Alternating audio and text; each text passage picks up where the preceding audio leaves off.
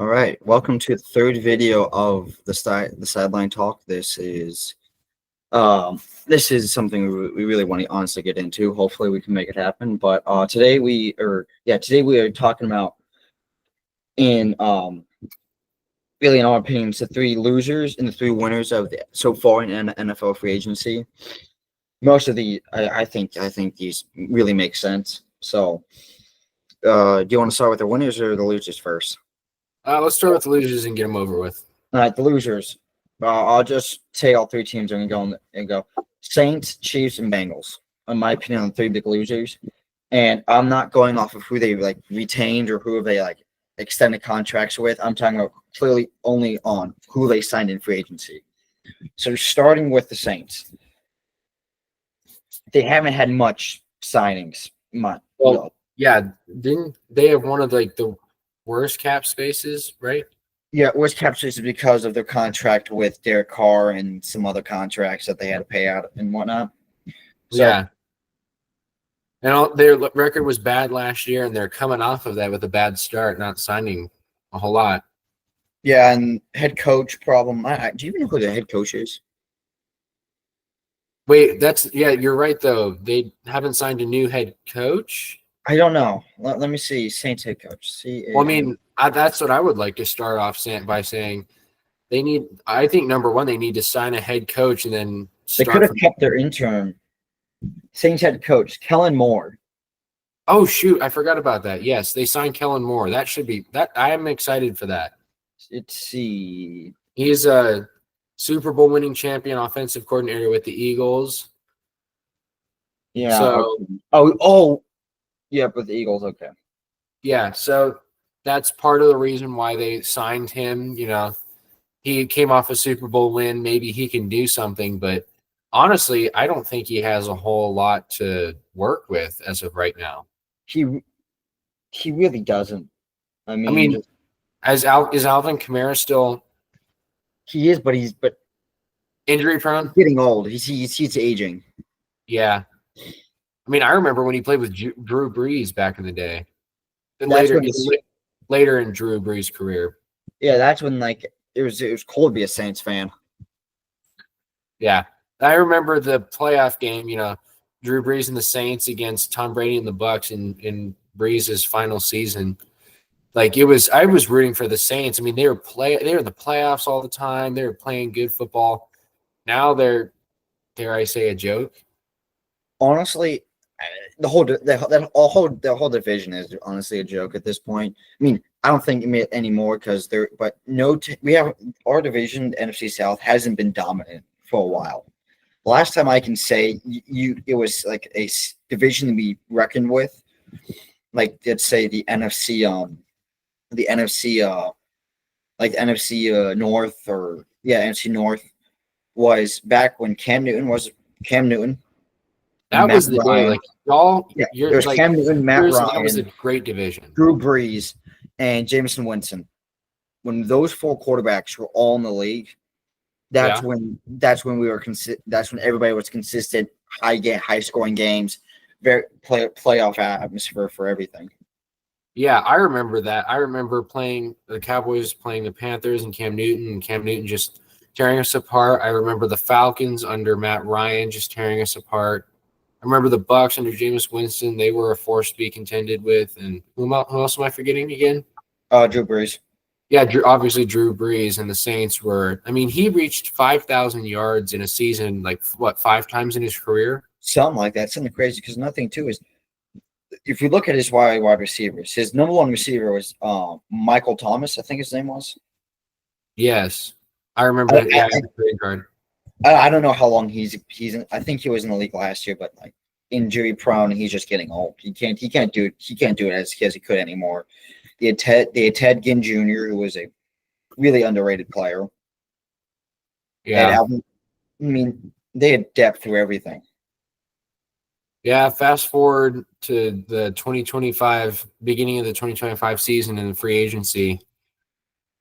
A lot has changed. Yeah, the only people that they signed was tight end Jack Stoll, never heard of him, and offensive lineman Will Clapp, which I think I might know his name.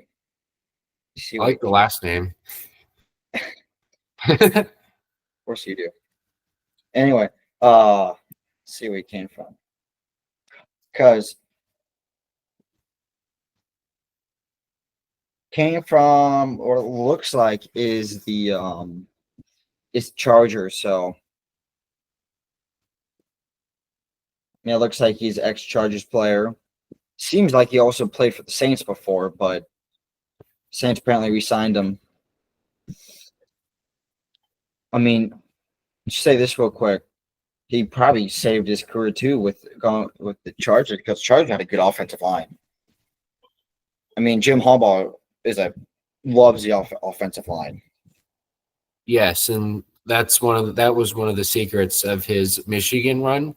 Good O line, which meant that his quarterback was protected. So I think it's one of this. I don't want to say secrets, but it's one of the big things that every team must have is offensive line. Because if your offensive line can't hold anyone from when for at least give a pocket for at least hold the pocket for at least 3 seconds, like 3 to 4 seconds, then it's going to be a bloodbath because that 3 to 4 seconds buys enough time for the quarterback to read the play and decide either I'm going to throw it or scramble. yeah, so that was obviously, as we've mentioned sometimes before, like that's the Eagles in the Super Bowl. They protected Jalen Hurts and Saquon Barkley and created opportunities for them. Yeah, we saw two completely different offensive lines. We Patrick saw Mahomes has just collapsed. yeah, we saw the high standard, like the golden standard of an offensive line, and then we saw probably a mediocre, has some big names, but can't hold it together offensive line, and we saw the outcome. Yeah, obviously the Eagles won in a landslide. Yeah, so all right, what's the next loser? Next team. Speaking of the Chiefs struggling, the Chiefs themselves. Yeah. So they've lost. The reason why we put them on here is because they've lost. They've had some signings. They've had I think more signings than the Saints, but the signings have not overdone or equaled out for their losses.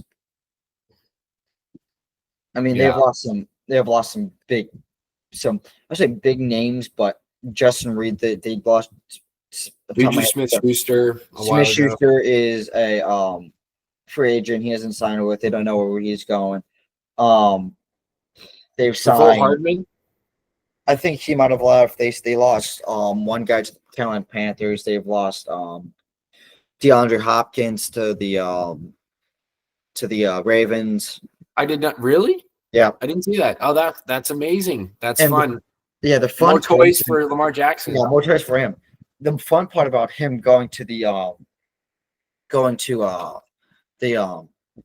Ravens is I think 4 years ago, or I think Lamar's rookie season or something like that. There's a picture of him, Derrick Henry, and D Hop all together in a group photo, and they all round up playing for each other for at least one season.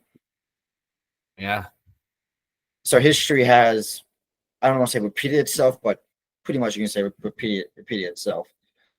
So like I said, the Chiefs have signed more than I think 5 guys, but I don't think the 5 guys. They're not very consequential and big. No, so they signed QB Gardner Minshew to a 1-year contract.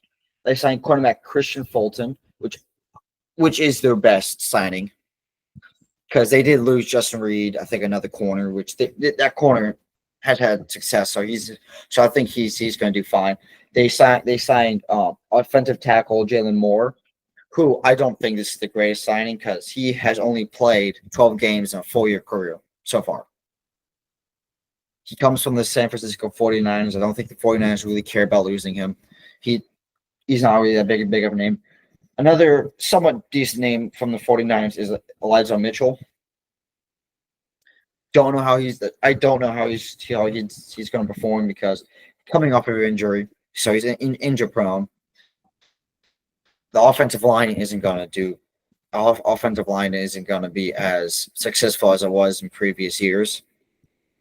And the last guy they signed is Matt Ariza, which is a punter.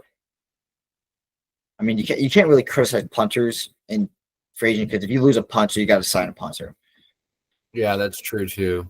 So then specifically looking at the four main free agents that they signed: Gardner Minshew, Christian Fulton, Jalen Moore, and Elijah Mitchell.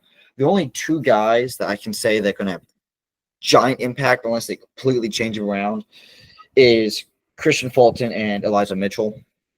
Yeah. They're the only two, like, yeah, they signed those guys. You can see them having success without have higher success than previous. But Gardner Minshew, no clue why they signed him. I don't know why, because unless Carson Wentz is a free agent. Oh, yeah. I think just to like I find it funny. Carson Wentz's number is 11, and that was the same number as a different backup, Alex Smith, that played with them for a little bit, who is Patrick Mahomes' mentor.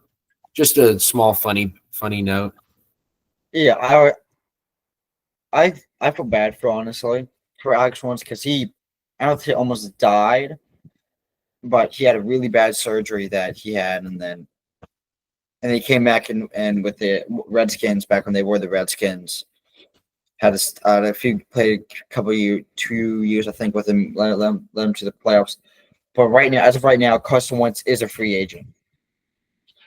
He's a free agent. So we'll see where he goes. He'll probably be like, I don't know, backup for somebody. And then Gardner Minshew, yeah, interesting path he's taken. I mean, he's gone with it. He's gone with a good bit of teams. I mean, I don't know. He was, I think, drafted by the Eagles, then went to the Colts, yeah, to the Raiders, and now with the Chiefs. Yeah. So, what is the next third loser you said? Third loser I have on my list is the Bengals. I mean, they're not in the greatest position right now because they're having problems signing people, but I think we can find who they all signed real quick. But they've only signed, I think, 2 guys, and that's it. They haven't signed a whole lot of dudes. And I would say I've heard stories of contract issues, like re-signing. They want to re-sign. Joe Burrow really wants them to keep T. Higgins and Jamar Chase, which is probably the best quarterback duo in the league. Oh yeah, for sure. So the 2 people that they signed is a defensive tackle to Tadaro Slayton and Samaje Perine. Funny thing is, Samaje Perine left them last year to go to the Chiefs. Signed with them for I remember Perine, yes. Yeah. So, and Tadell Slayton, I probably know that name. I think, does that ring a bell? Because he was with the Broncos for a little bit too. I think that's why I know his name. He had a big beard. Yeah, he might. I think he's going to do good. Because they just lost Sam Hubbard. They lost Hubbard, and now Trey Hendrickson wants a trade. So I think if they can get him playing right to their scheme, I think they can do well. But another thing the Bengals need to do, I think they should have signed more defense. Yeah. Because they should have done a lot more defense because they signed 1, 2, 3, 4, 5, 6, 7, 8, 9, 10, 11, 12. 12 different, they re-signed 12 different players. Wow. All different positions mostly? Yes. Edge,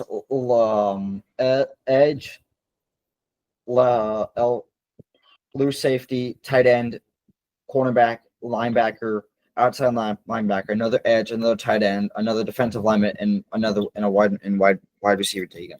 Franchise tagged him. This is one of the obvious losses. I mean, they got no. The players that they lost or are going to lose does not outweigh. Is At all. Yeah. I know. So they need to pray they have a good draft this year. They need a good draft, which I think they're good. I think one of the few they're good at scouting. They got good scouts. So yeah, just look for talent. Make sure you get the right people and just play it well. Yeah, they need good defense in the draft. Yeah, defense wins championships, and Yeah, I think defense and a running back. yeah, So you get like one running back, one like speedy running back. I mean, there's one in Arizona that's really good. You got Genty from Boise State, but they need a running back 100%. The next team now going to the winners category. This one is, I think, an obvious, no brainer. Chicago Bears. yeah, the center. Not just that, they revamped a lot of stuff because going down here and finding them. I mean, they signed a lot of guys. They completely revamped their offense and defense, really, because they like you said, they got a set the center from, or they got a center offensive lineman from the Chiefs, who was one of their better players there. So they got a guard, outside guard, and Joe Tooney from the Chiefs. They got offensive lineman Jonah Jackson from the Rams, who are both like good success. They got a center, Drew Dolman from the Falcons, who's very hugely good. And then they got an edge, defensive tackle, tight end, safety, long snapper, tight end, and wide receiver on free agency. Because they had the money to do. I think they saved.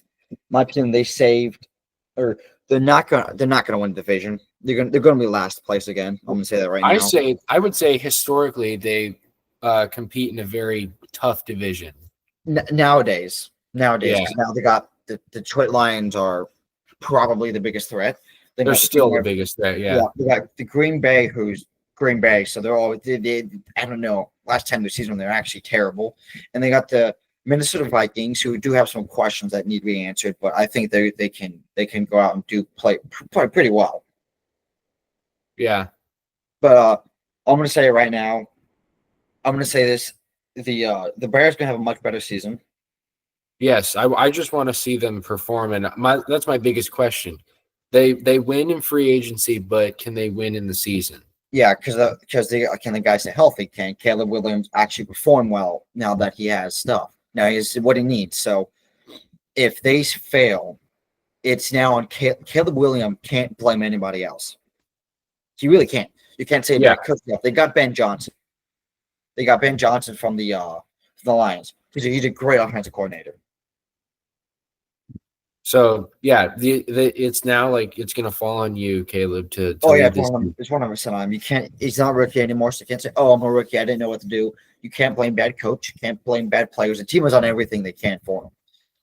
Without a doubt, the team has done everything they can do. It's now the draft. Up to them. It's up to him. The draft is coming. They're going to get him some more, probably any pieces they need to fill. Because there's plenty of spots they need to fill. They're going to probably give him. I say they should give him another weapon or two. Probably go defense, because that's the biggest struggle last year.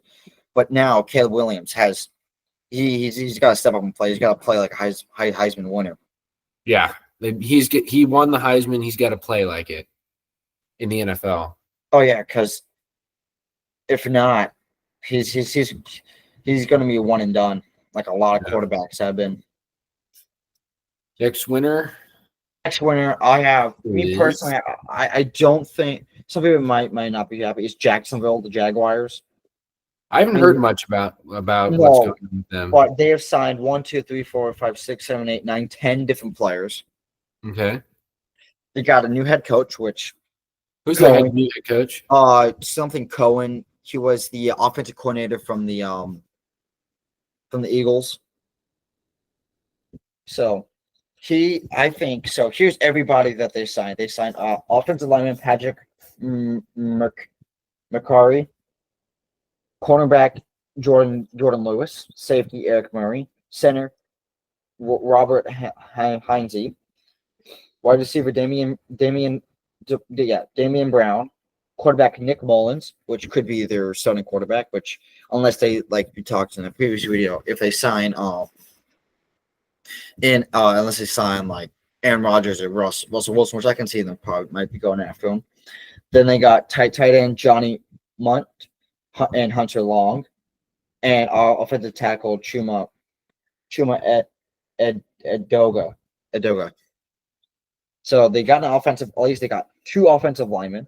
No, three offensive linemen. So the line is, I don't say 100% fixed, but in a much better place than last year. They got from at least from reading out, it looks like a decent secondary. They got three, I want to say like pretty much like three receivers. Damian Brown, Johnny Munt, and Hunter Long. Two tight ends, one receiver, which they need tight ends because they just released Evan Ingram. He's now with the Broncos. And all. So they got two tight ends, which like I've said before, if a team got it, every team is a good tight end. They got I don't know much about. Do you know Damian Brown? No, I don't. That name doesn't ring a bell. Yeah, let me see where it came from. But if he does well, now they have I think three. They got two really good, They got a good, somewhat decent wide receiver class. That's also depending how they do in the draft. If they have a good draft, they could have probably even better. But they have talent. They have talent throughout. I think they got way more talent than what they on what they had last year. Damian Brown came from the Commanders last year. So Oh, really? yeah, so he's probably like the third or fourth string wide receiver. I mean, it's kind of hard to get number two receiver when they have like Terry McLaurin and I see the guy's name. I can't remember his name off the top of my head, but yeah, I can't remember either. yeah. Plus now they signed a quarterback, Nick Mullins. Yeah. So my question: what's the deal with Trevor Lawrence? So Trevor Lawrence, I don't know if they're going completely away with him, but he is injured prone. I mean, he had a concussion last year. He had to be down for the rest of the season. But Mac Jones has to start for the rest of the season. He left. I can't remember. 49ers. He signed the 49ers. So they don't have a backup. So they signed him as a backup. Now they're gonna now it's just to see who else, what they do. I mean, I wouldn't mind them signing like I said before, Russell Wilson or Aaron Rodgers to help mentor either one of them, depending what way they decide how to go. And the last team that I have as a winner is the Patriots. This one to me is a the no-brainer. Patriots. Yes. Yes, I think they did overpay some players, but They have a big cap space. They had the $129 million in cap space. You can't really be mad at them for paying players because that's really what attracted a lot of players is they have the money. So I think they're much improved. They're going to be much better than last year. And Mike Vrabel's their coach. I mean, how cool is that? He's I think a top 10 coach. I mean, yeah, and he also has history with the Patriots as well. Yeah, he played for them. Yeah, that's I think the best coaches in the league, in my opinion, are the ones that played the game. Yeah, the primary ones, the best ones are tight ends. The tight end coaches. I mean, look at Dan Campbell and the Patriots unit coach. Both play tight end. They know how to play the entire offense. I mean, they know how to receive. They know how to block. They might even know how to throw, depending on how the offense is. They know how to run the ball. They know how to do everything. So here's everything. So the New England Patriots only re-signed one player, Austin Hooper, which is to a 1-year contract. But they signed 1, 2, 3, 4, 5, 6, 7, 8, 9, 10 players. They signed defensive tackle Milton Williams, who's pretty good. Cortland Davis, cornerback, who's another really good edge. Harold Landry, another pretty decent edge. Robert Spillane, not too sure who he is. Morgan Moses. Oh yeah, Morgan Moses. Not tackles, offensive linemen aren't talked about a whole lot, so I'm not going to know every single one in existence. Harold Landry is my personal favorite. Yeah, Mac Hollins from the Bills, who's a talented, I think, talented receiver. QB Josh Dobbs. So now they got some fluctuating receiver QB room. I don't think he's going to get the starting position. I Yeah. think the quarterback May. now, Drake May has it right now. He has it secured because he made the Pro Bowl. I mean, now I think it's a lot easier than it used to be. He made the Pro Bowl. He proved that he's a franchise quarterback. He was thrown into one of the hardest positions and won games. There's assigned edge Clavon Chesson, defensive tackle Carius Tonga, and Jalen Hawkins as safety. So Yeah. They completely revamped the defense, which is I think their biggest struggle last year, like a lot of teams, but the biggest contract was Milton Williams. They outbid the Panthers. Sadly, I mean we were closing so close on a deal with him, and they came in and gave him $104 million for 4 years. Wow, that's a decent sized contract. That's a great contract. That's $25.2 million a year. Something like that, yeah. Something like that. That's not including all the guarantees. I don't know the guarantees and any bonuses he gets. So they answered. So Mike Vrabel answered the defensive struggles. Gotten a bit of he didn't answer as much offense. I mean, he got an offensive tackle, wide receiver, quarterback. I think the offense. I think go offense in draft. Get some new young talent. Hopefully turn them into stars. But they answered their secondary and defense, the defensive line. I mean, there's nothing much to complain about that. Yeah. I think at all. Yeah. I mean, that's a solid team there. Especially Harold Landry he's a wonderful linebacker. I remember him playing with the Titans. He was pretty good. That's probably another reason why he did go to him, because old head coach. Yeah. I think he was unjustly fired by the Titans. I think the Titans themselves, I don't think the team was in a great position, and because everybody blames the coach. That's how it is. Yeah. It's always the coach's fault. It's never the player's fault. So I think he shouldn't have been fired. That was, I think, the dumbest move when they fired him was firing the Titans. These last few years was the dumbest move was firing him. Yes, that was. I think we can all wonder why they did that. He was good. He was going good with them, and then they just fired him, and it was pretty disappointing to see him go. Yeah, because after that they completely fell off. Yeah, they fell out of playoff contention easy. Yeah. And I would say one quarterback you don't hear about, and I haven't heard at all, is Ryan Tannehill. I don't know if he retired. He might have retired, but I don't know. He's disappeared, you know. He disappeared after he's completely disappeared. Well, that sums it up for this episode on this podcast of the Sideline Talk. I want to say thank you for watching. Like we said before, we really want to get this going. Like and subscribe. Yeah, like and subscribe. Probably not going to have. I mean, as you can tell, we're young, so we have no clue what we're doing. A bunch of idiots trying to get a channel going. So yeah, it's a lot of fun. I mean, it does take time. I mean, scheduling is probably a big issue, but we'll make it work. Yeah, we'll make it work. We'll try to keep this going, and thank you for watching. Yeah.